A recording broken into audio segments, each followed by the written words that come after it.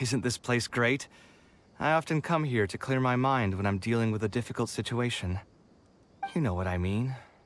Everyone finds themselves in frustrating situations once in a while. Just take me as an example. My family life got shaken up quite a bit when I was young.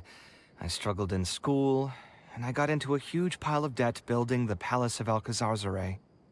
Although Alhaitham thinks that it's because of my personality that I continue to live in the shadow of the past, I think it's also just a part of life.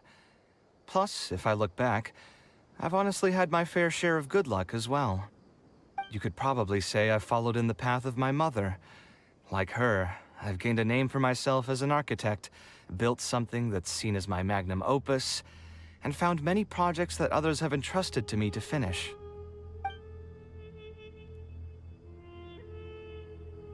Life is too boring when you live with no enthusiasm and passion.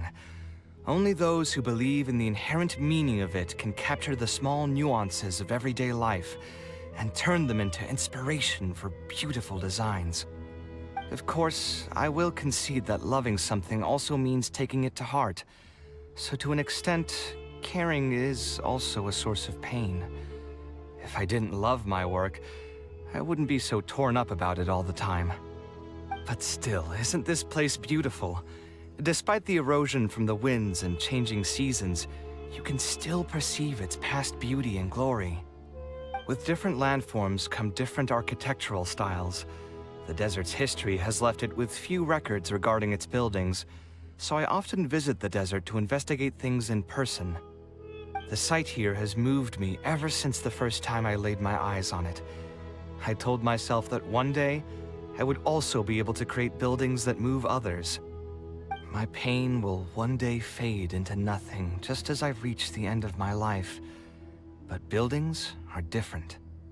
They are far more valuable than most materialistic things, and far more durable than human flesh.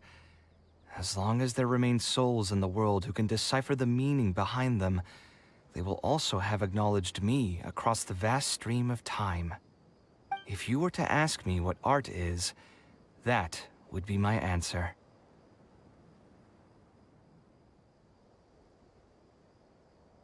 You think so?